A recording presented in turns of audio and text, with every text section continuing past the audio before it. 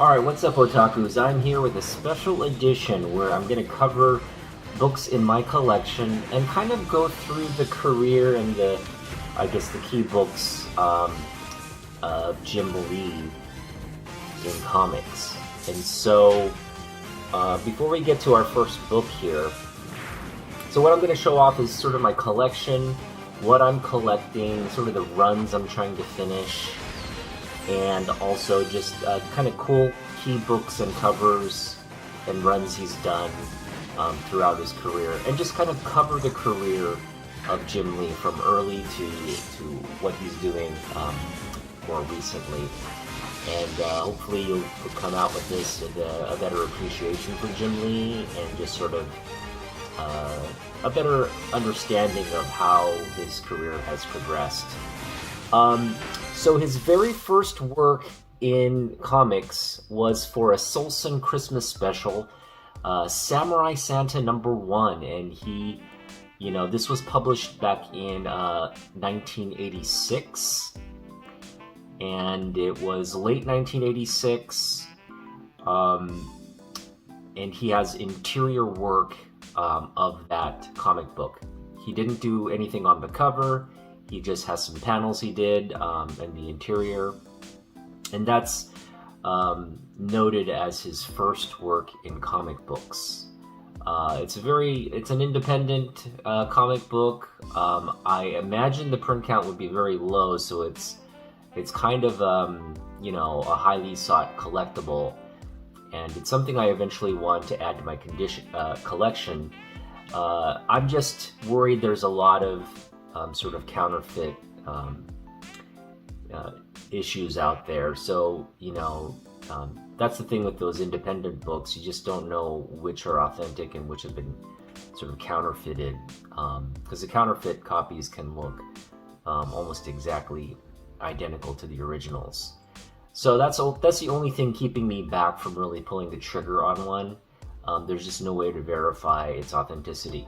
But after that comic comes this beauty. This is his first interior art for Marvel Comics, and he's on page 16. And I just recently added this to my collection, and I'm just so happy that I've gotten this. I've been looking for this, in long boxes, and that's the thing, collector, you don't see this out in on a wall or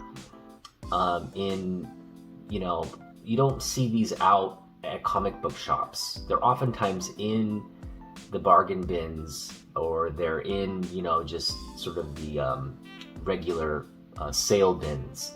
So you can still pick this up for probably $3, maybe $5, or even in the dollar and bargain bins like I picked it up. But it's kind of hard to find. It's an older book. So if you do find this, it's Marvel Official Handbook of Marvel Universe. There are a lot of these, but you're looking for Volume 2, issue number 17, and this is the Book of the Dead Deluxe Edition. These are all, I guess, dead characters. You've got the Green Goblin.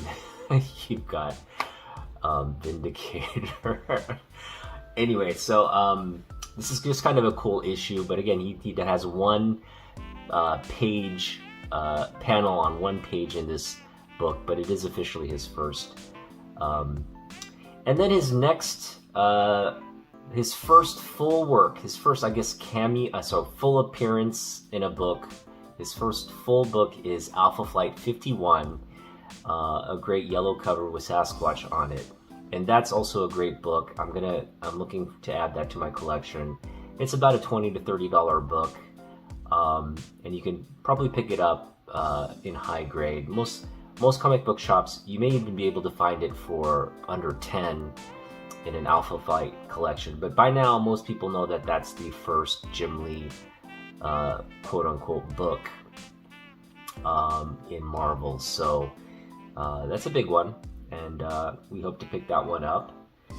But this is the one I think that needs more love and attention.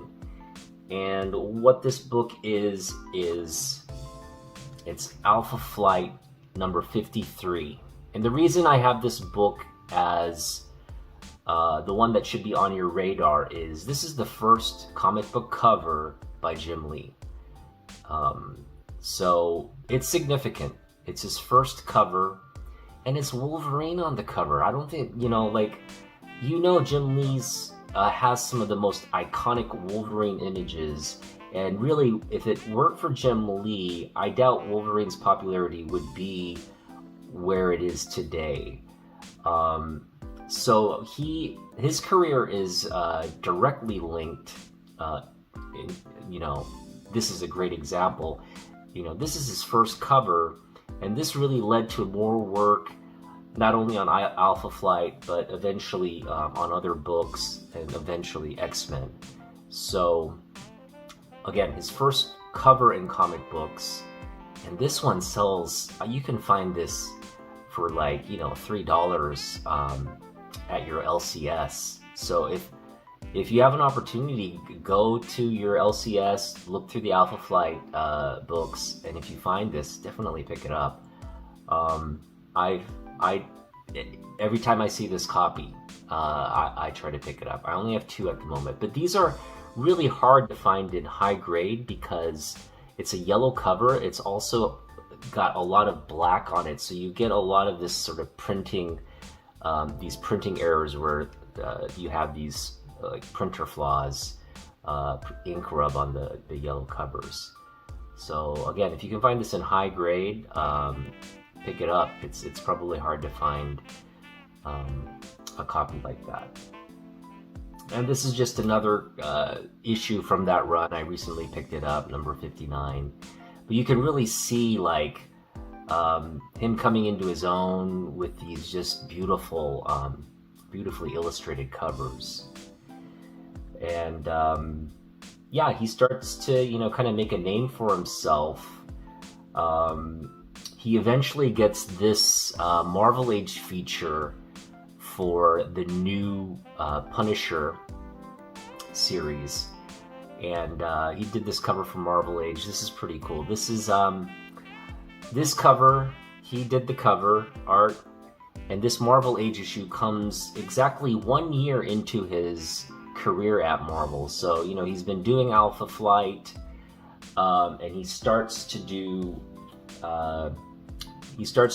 Punisher War Journal here. And Punisher War Journal, it was in 1989 when he started. So he was working on Alpha Flight in 1987. He started, this book came out in 1988. This cover here came out in 1988. And then, right around 88, he starts to do, late 88, he starts to do Punisher War Journal. And, Punisher War Journal number 6, that great, again, he's linked to Wolverine. I think Wolverine is a character that he'll always be linked to. Not only because it's his first cover, but he also drew Wolverine in Alpha Flight. Here, in issue 6, it's a very iconic cover where Wolverine has his claws through the Punisher's, suit, and it's just this like really insane sort of berserker rage looking Wolverine on the cover. Amazing cover, and that's one cover that I'm really looking to pick up. But this is the very following issue, so again, he's drawing Wolverine in these titles. Wolverine was a very popular character at the time. Here's another great sort of character, a character of that he drew on Punisher War Journal. You got a great cover of Spider-Man, just amazing. And here's another Wolverine cover right there on Alpha Flight. So yeah, Wolverine is kind of like the character that I think really has brought him a lot of attention. So, yeah, he starts to do... He has his first cover on X-Men 248. Now, I have that issue, but currently it's over at CGC in a submission, signature series submission. So I'll be getting my 248, his first X-Men book, back from CGC, and hopefully we'll do that unboxing. But, you know, he ends up doing 248, and then he ends up doing 256, 257, and 258, which is just a 3-issue run on this Acts of Vengeance. And, you know, he has, on two of the three, this is a 3-issue run, he has drawn Psylocke, and this 3rd issue features Wolverine again, and that is just an amazing cover. So I think, you know, this trial run, it did really well. He obviously worked well with Chris Claremont, and he gets the green light. So after this issue, he does a few more issues in the X-Men run, maybe 2 or 3 more issues, and it culminates into the official announcement of him taking over X-Men.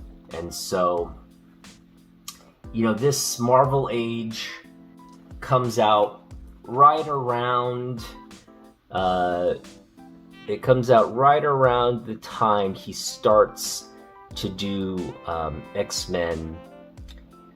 And so this issue came out in late September of 1990, and it's his first. He just takes over the run, and he has about, I want to say, you know, like a 12-issue run here from 268 all the way through 280, plus he comes back for, I think, 286, is it?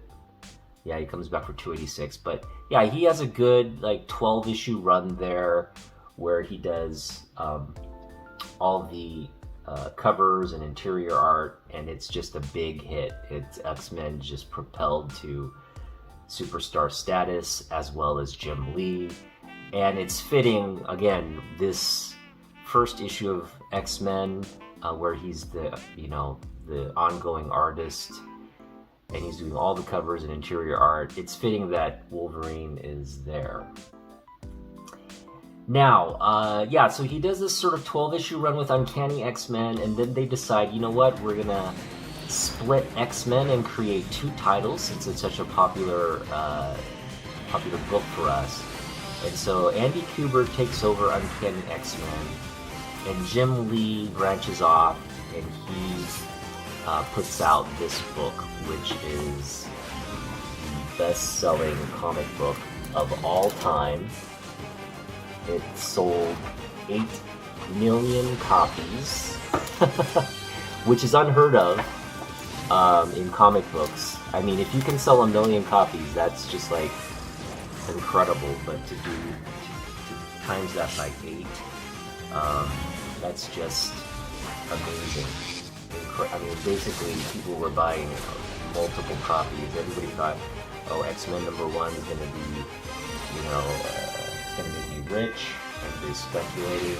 They had 5 variant covers of this issue, so everybody is buying all the variant covers.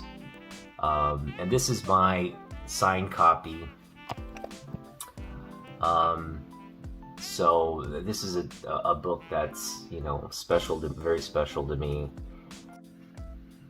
This is a special book that I wanted to kind of feature separately, and that's Jim Lee's iconic Wolverine cover. Now, he did I think 25 also features a cover by him, but as I mentioned, Jim Lee's career is directly linked to this character, especially, you know, in his career at Marvel for sure. Every book he has worked on for Marvel, outside of an issue he did for Conan the Barbarian, has featured Wolverine, really. And so it's just fitting that he got to do some of these Wolverine covers. And this one, of course, is such an iconic cover. In fact, I would put this as one of the top, you know, in terms of comic covers, it's definitely, I think, worth considering as one of the top covers of the Copper Age, or the Modern Age, right alongside there with ASM 300. So if you're going to mention ASM 300 as, you know, one of the top covers, this has to be in that discussion as well. Now, ASM 300 commands a much higher value on the market, whereas, you know, I think there are reasons why ASM 300 commands the higher values, because it's a key book. You know, it's technically Venom's, you know, first appearance, and whereas this one isn't a key issue in that sense. So, but that's not where we're not talking about the value of the book. We're talking about iconic images in pop culture, and really McFarlane did for that black suit Spider-Man and Venom what Jim Lee did for the Wolverine character. So these are two really popular franchises for Marvel, Venom and Wolverine, and you can trace that sort of uptick in popularity in Spider-Man, Venom, and in Wolverine and X-Men right around the time these two legends were working on Marvel books in the late 90s, or I'm sorry, early 90s, late 80s. So yeah, they're directly linked. And again, this cover in late July of 1990 became just one of the iconic images in comics and for the character. Now, one thing you will notice is in X-Men, Uncanny X-Men 268, this is a similar pose. Captain America strikes in that issue. He's coming out with the shield. It's literally the same pose. So, you know, Jim Lee kind of swipes his own Cap America image for this cover, which is fine. And you know, that Cap America image is really amazing as well. If you go read that book, all the art in X-Men 268 is incredible. And you know, as I mentioned before, that's really sort of his coming out party on the X-Men, when he just takes over the reins for on the book. But yeah, he swipes that Cap image for this cover, which is fine. But this cover is really, I think, you know, deserves to get credit, not necessarily as an image swipe, but just deserves to get credit on its own, just for just those great colors, you know, the look on Wolverine's face. I mean, if you were to, you know, encapsulate Berserker Rage with image, this is it right here, right? This is like claws out, just coming at you full speed. There's so much creative action on this cover, I just love it.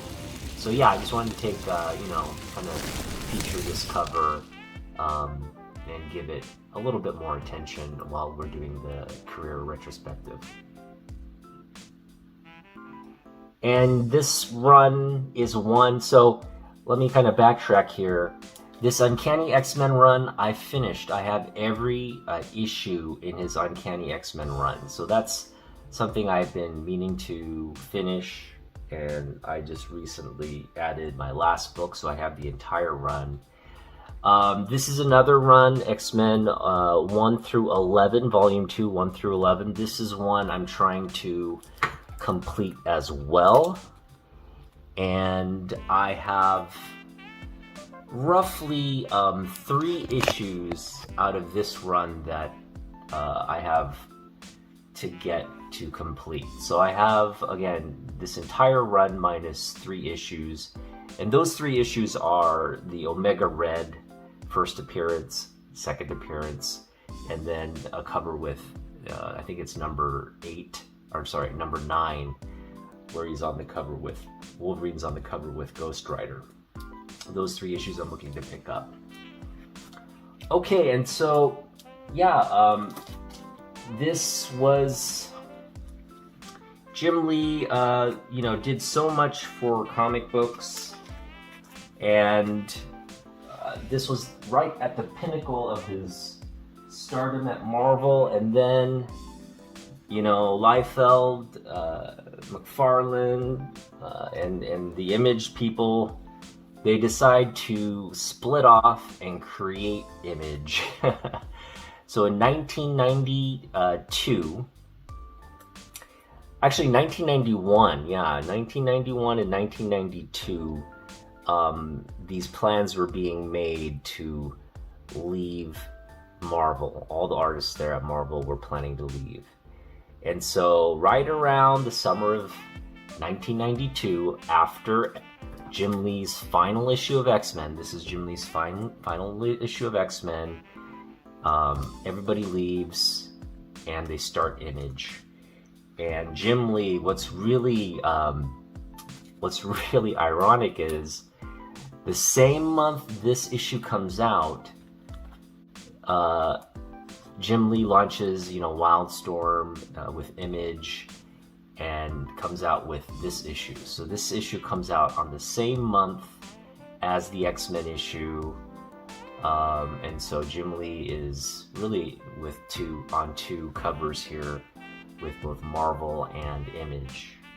And yeah, if you were collecting like I was right around this time, all these guys were just superstars. Everything they touched was comic gold. And, when you see a cover like this, it's just, it makes you want to buy it. It just makes you want to buy it. So, yeah, he did a lot of books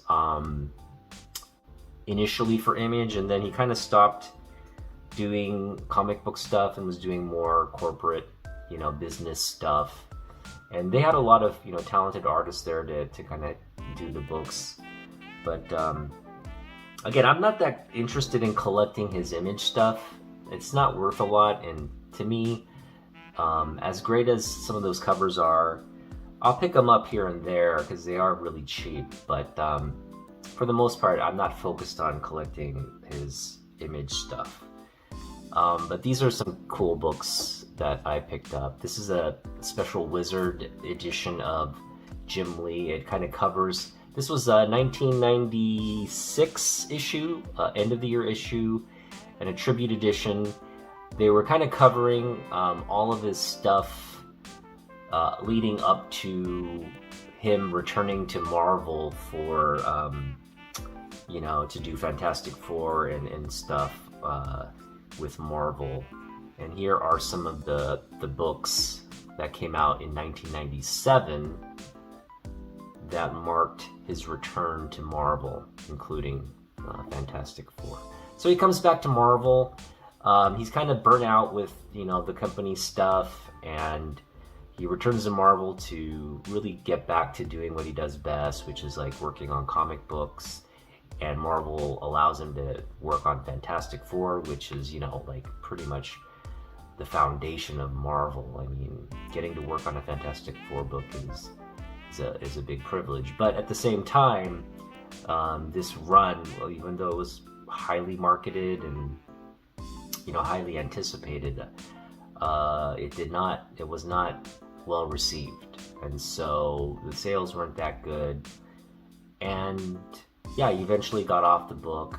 And there was a period between, like 98 and 2003 where he was kind of like just not doing much work. He wasn't producing much comic book content.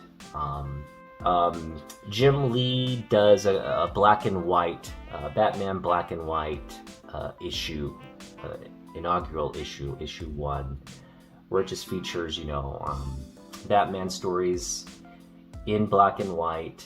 It also features these great artist covers. And he does that for DC, and then that kind of gets the ball rolling on Batman Hush.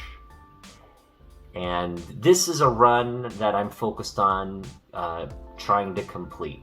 And I do have 608, but it's a second print, but it's currently at CGC, again, part of that signature series, so I don't have it to show off. But I also have this copy here. This is probably the better copy to show. I have that copy there, 612. This is the very next issue, 613. And this is sort of marks the triumphant return of Jim Lee. So, you know, his return to Marvel, again, wasn't well received. The books weren't well received. But this book, on the other hand, got so much critical acclaim. It was really popular. It kind of brought both Jim Lee and Batman back into the comic book mix. Because Batman at the time was, you know, it's always going to be a popular title, but there wasn't really much like movement and sales wise. But this book changed all that. This was again another best-selling Batman book, another best-selling run for Jim Lee, and it really marked his triumphant return. And then he worked on this Superman run, which is also I've completed this Superman run in 2004, the following year. And he was putting out a lot of books. He did this cover for Michael Turner and Jeph Loeb's run on Superman Batman. This was right around 2004 as well. And then he did a book with Frank Miller. This one also got a lot of hype, but it wasn't that well received. But I just love this cover. That's a beautiful cover. And you also have the Robin. I love this Robin cover as well.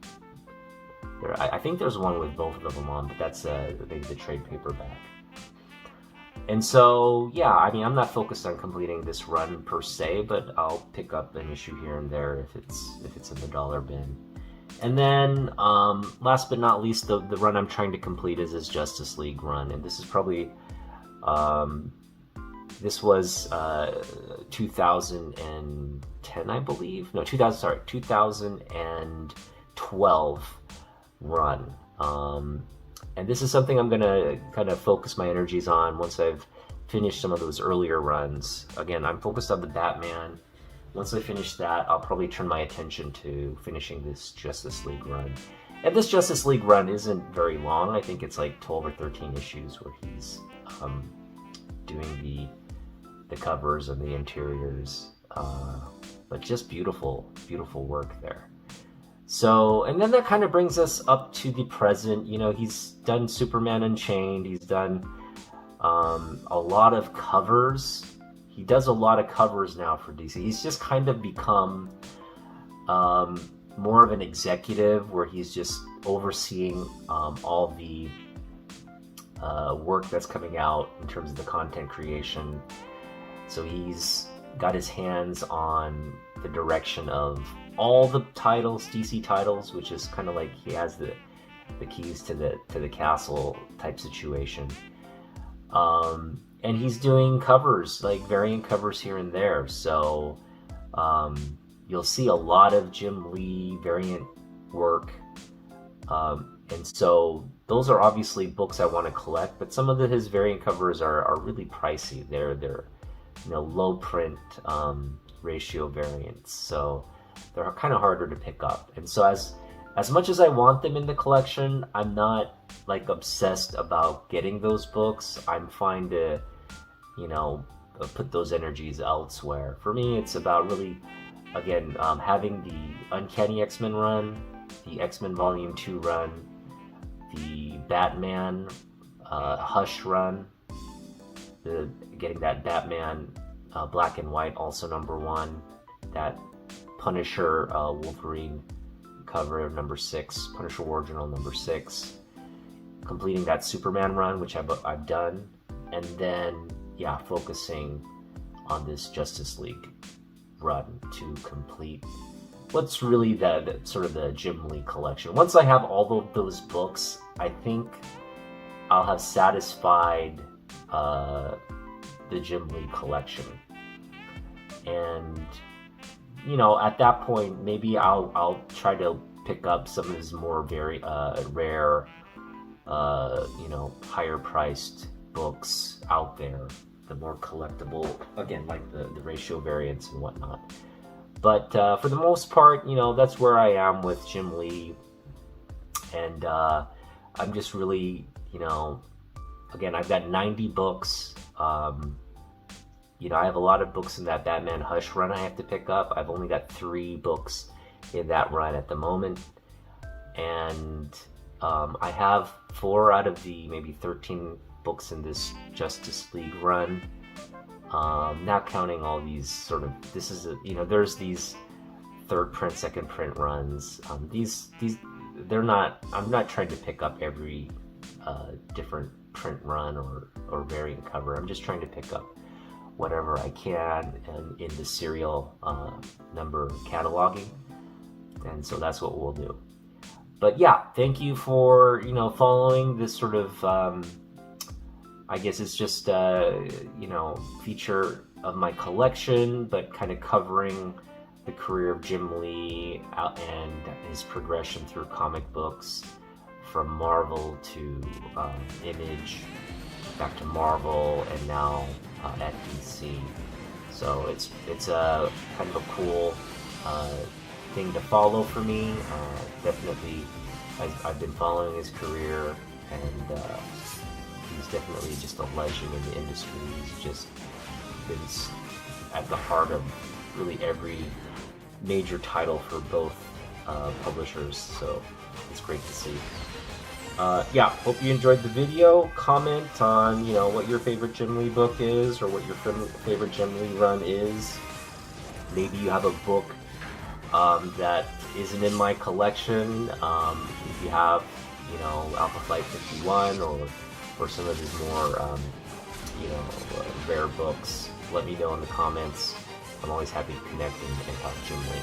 Alright, hopefully we'll see you in the next one. Thanks for watching.